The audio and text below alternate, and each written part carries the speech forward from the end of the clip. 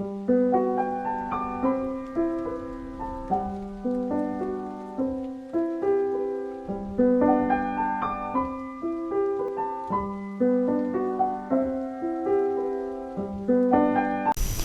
everyone, I am Aruna Tyagi, working as Assistant Professor at Ajay Kumar Garg Engineering College.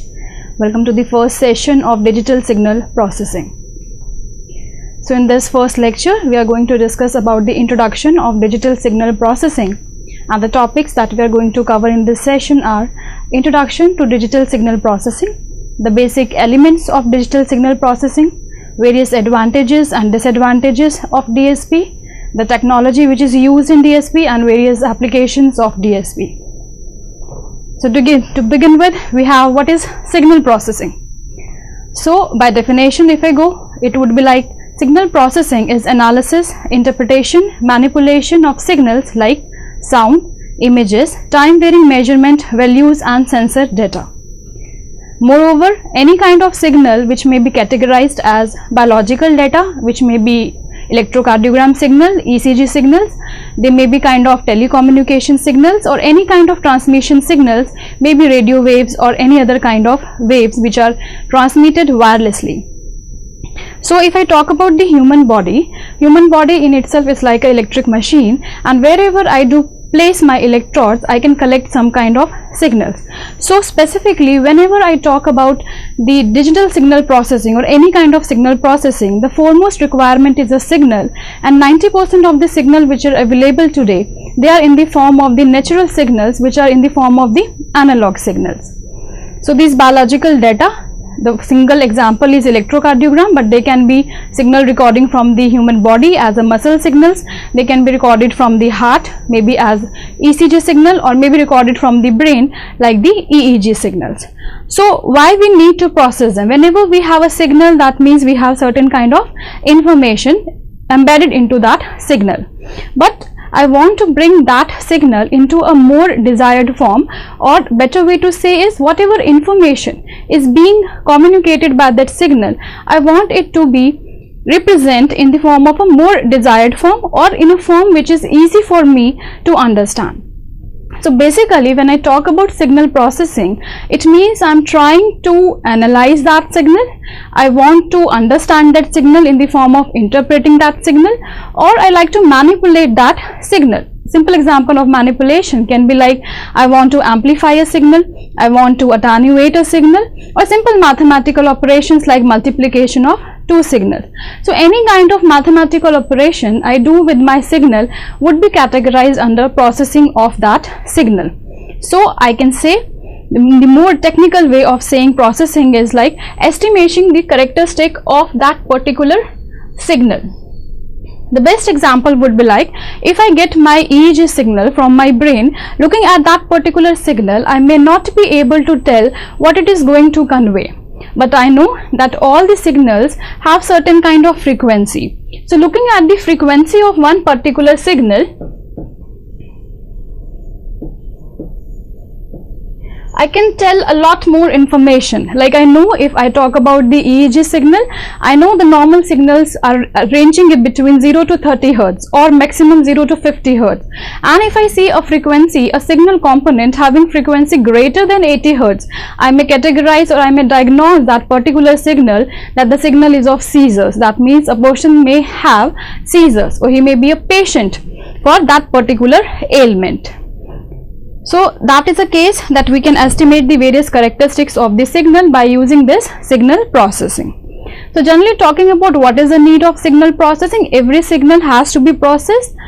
So broadly I would categorize this as signal separation or signal restoration.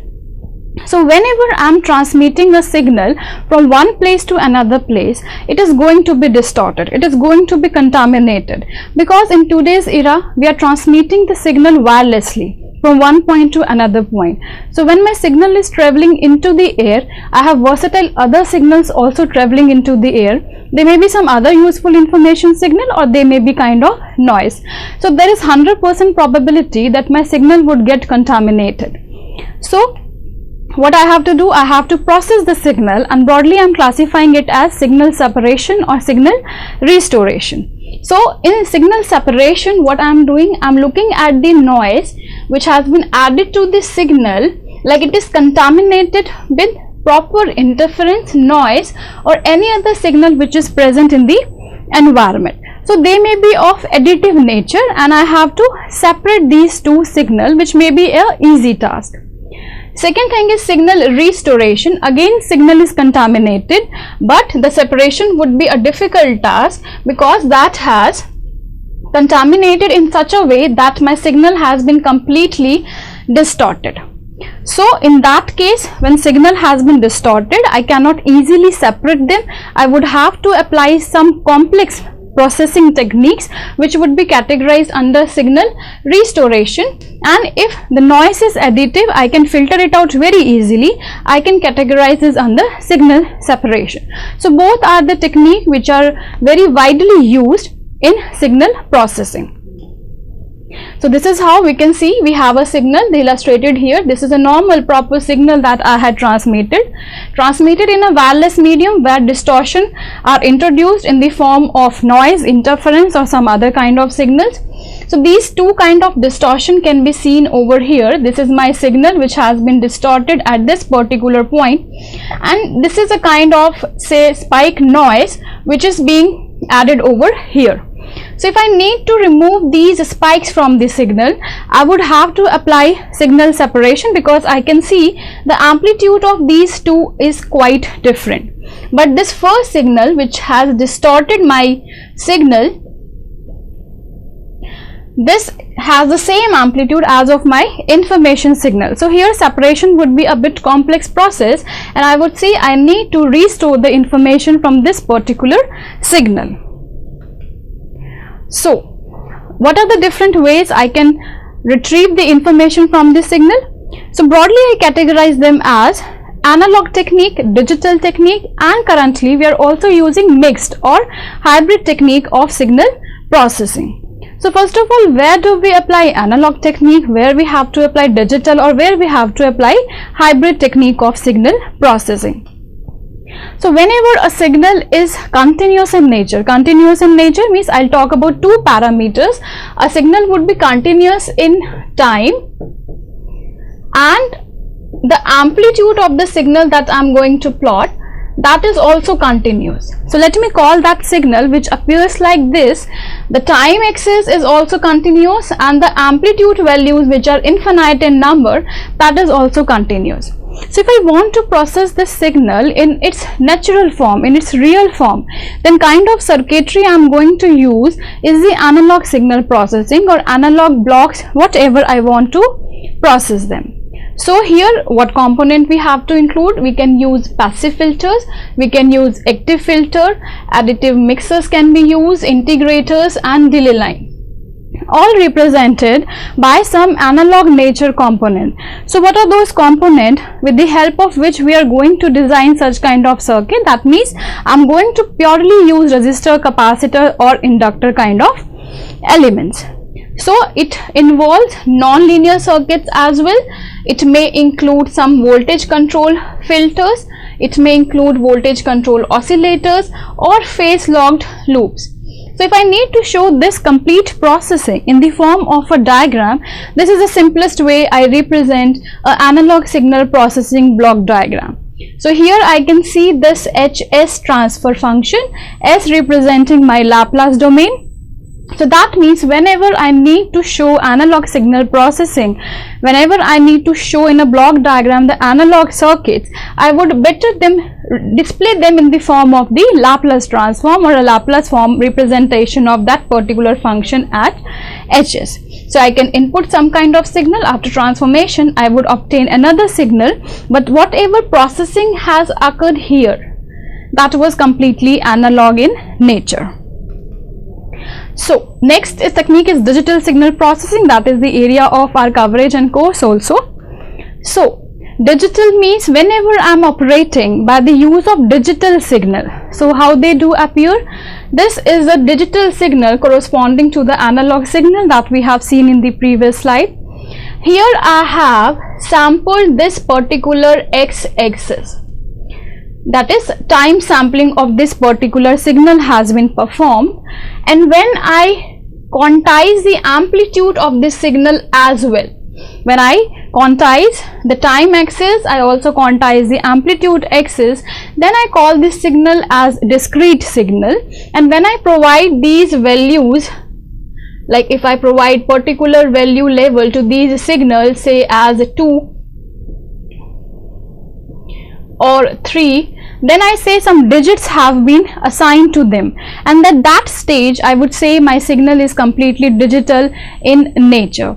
So when it is operating by the use of discrete signal to represent the data, and I am working with these numbers, basically I talk about the numbers 0 and 1 because they represent the level of voltages, low and high, but just for the discussion purpose, if I am playing with this number to get something useful, I call that processing as completely pure digital processing.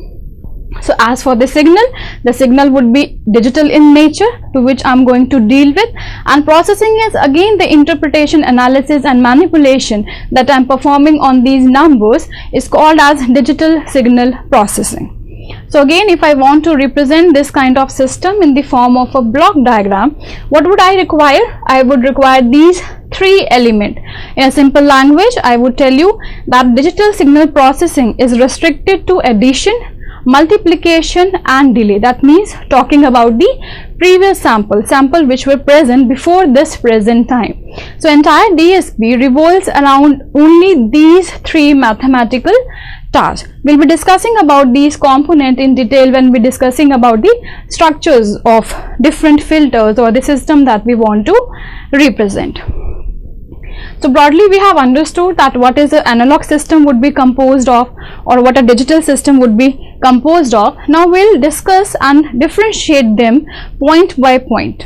Very first difference is whenever I talk about the analog filter, it is constructed with the help of the active and passive components like resistor, capacitors and op-amp. And when I talk about the digital circuit, that means, as I have just told you, entire DSP revolves around these 3 mathematical operations only: adder, multiplier and delay elements. Second point of differentiation is whenever I want to write an equation to represent analog filter, I would write it in the form of a differential equation of the form say d by dt of some expression say xt. So an analog filter or any analog system would be represented by the differential equation. And if I want to write a digital filter, I would be using a difference equation. That means it should appear like something x of n minus x of n minus 1. So these are 2 different equations by which we can directly tell that what equation is representing an analog system and which equation is representing a digital system. The third point of comparison is what transform we prefer for representing an analog filter. So as we have seen in this block diagram that we were using HS for representing an analog system, so Laplace transform would be preferred, and for a digital system I am be using Z transform. That means simply a system represented with HS and another system represented with HZ. That is a direct way of telling a digital system or one analog system.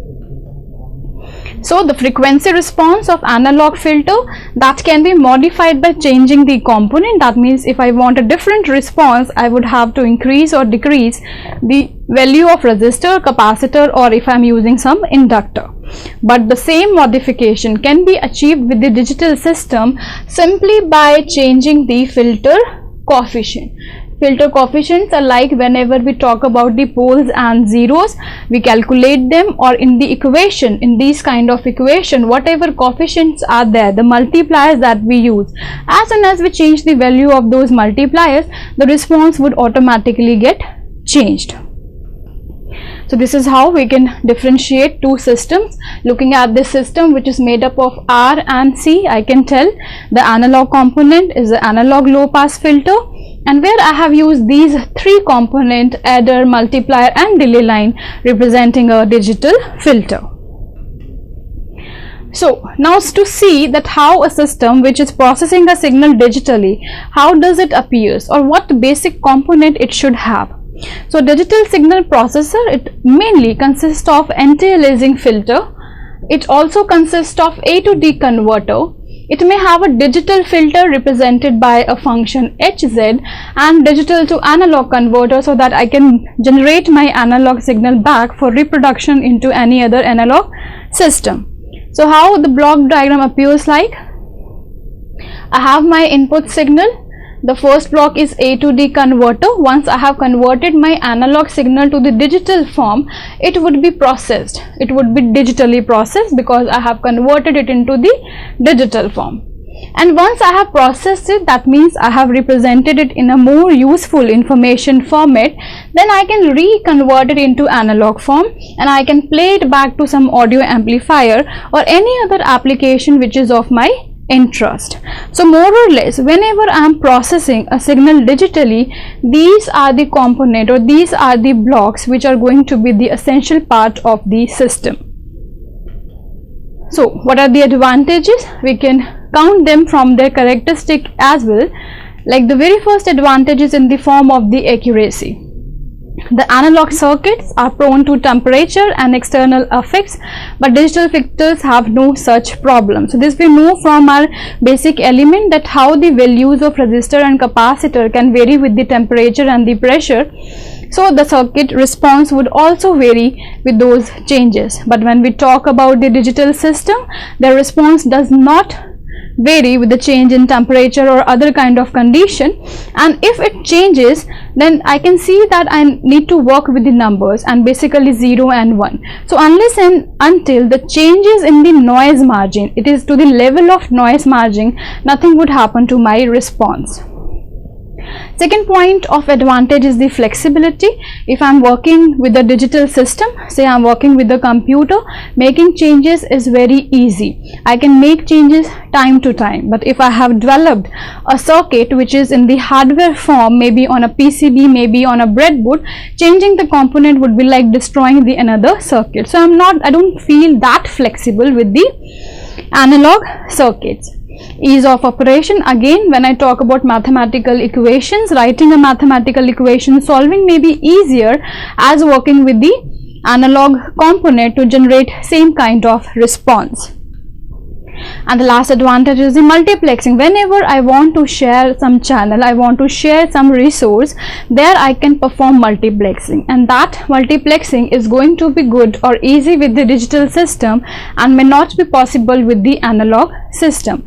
So whenever there is a choice in the current time between ASP and DSP, most of the time I would move towards digital signal processing because of these various advantages which are present with the DSP. But as I had mentioned earlier, that in some of the application we are also using the hybrid mode as well, but there is certain limitation with the DSP as well. So what are the limitations? There are few. Bandwidth restriction, that is speed limitation, and finite word length problem. So talking with these first two limitations, let me tell you, whenever we are facing these limitations in the digital system, they are because we are performing sampling to convert every analog signal to digital signal, because that is a mandatory step for performing digital signal processing. So this bandwidth restriction and speed limitation are interrelated with each other, because the system with which I perform sampling is a switch which works as a on-off kind of circuit, and these on-off circuits are basically nothing but transistors operating in on-off mode at a one particular frequency. And when I talk about the word frequency, say it cannot be infinite at any time. So because the frequency with which I can perform this operation of switching, that is limited, so I have a restriction of bandwidth, so that I can operate with the range of this signal which is being limited by the process, which is a compulsory process called sampling. Secondary, speed limitation. One limitation is connected with the sampling, but another reason that every component that we use here, that is going to provide me certain kind of delay. There is time taken by the circuit to process that particular signal. So combining these two factors, we have certain speed limitation, but for the normal user requirement, the speed which is present with me at the current rate that I can operate in gigahertz of the speed, of course I am okay with it. But when I work with very specific signal, say seismic signal, I work with the weather forecasting station, then speed would become a limitation, a must requirement. How early I can process a signal, how fast I can give an output signal.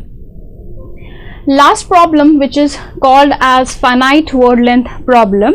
This is for the system I'm using for processing. Say the system is a microprocessor or maybe a specialized processor. So I know that I have a limitation of memory. I have a limitation that a microprocessor can process maximum 64 bit at a time, the normal I-core processors that we have.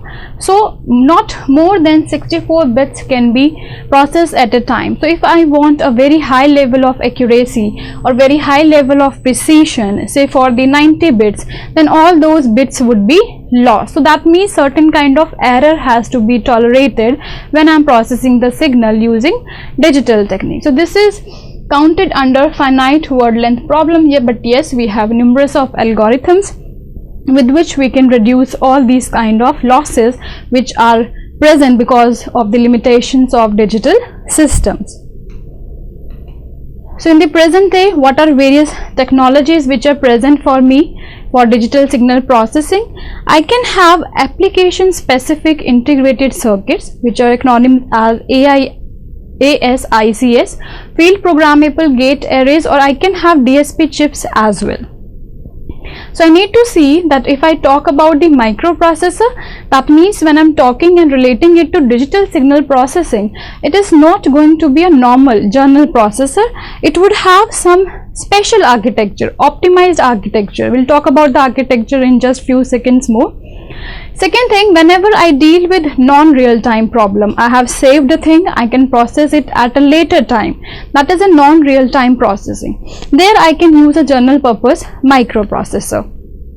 But there are certain applications, certain mathematical operations that I do in DSP, and the most popular one is discrete cosine transform and fast Fourier transform, to which we'll be discussing in the upcoming units as well.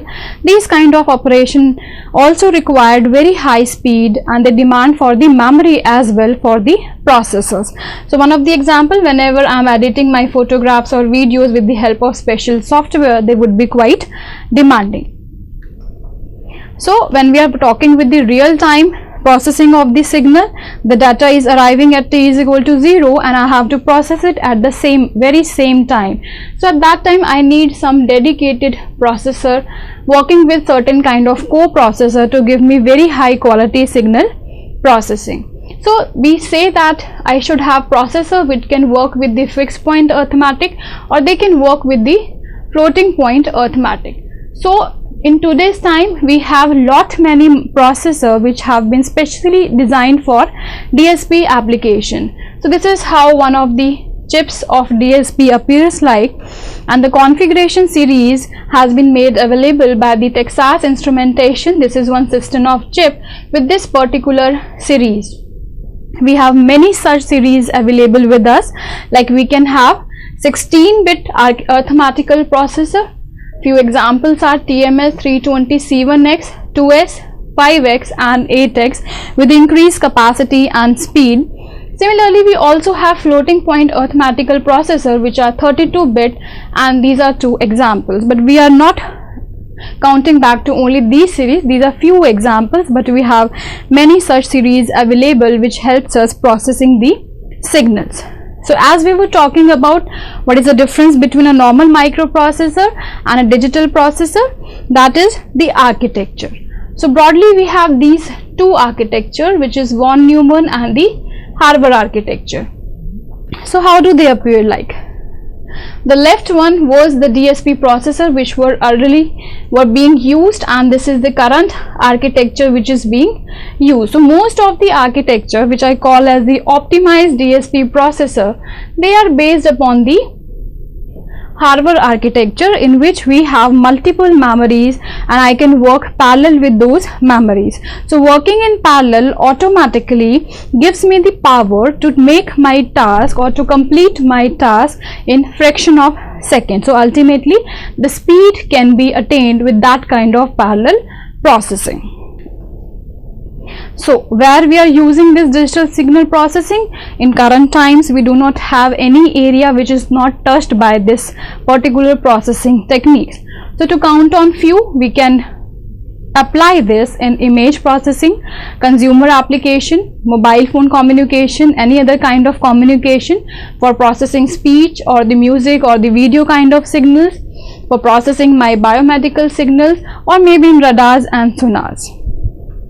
So let me discuss a very simple application where this DSP has been implemented. So this is a system in which I am recording this. It is being converted into digital format, processed by DSP, stored into the memory, and again the reverse process is iterated so that the same sound can be reproduced. So the live example is in the front of you, me delivering this session to you people. So during the recording phase, this analog audio, the acoustic signal, is input through a receiver, and then this analog signal is converted into digital signal by analog to digital converter, and then it is passed for processing to any kind of system, maybe a computer or maybe any other kind of system. And that system will then perform MP3 encoding and would save the file into the memory for the future use. Whenever I want to play back this sound, I would go back, pick up that file from the memory which is digitized, convert it back into the analog signal by performing digital to analog conversion, and I can play it back to the speaker system. So this is very close to the real life example where we are using DSP. So starting from the basic to any level, we can apply our DSP as a system, as a processing technique. So this was all for this session. In the next session, we'll be discussing about more specific topic of digital signal processing. They are FIR and IR filter, and maybe their designing as well. So this is all for this session. Thank you.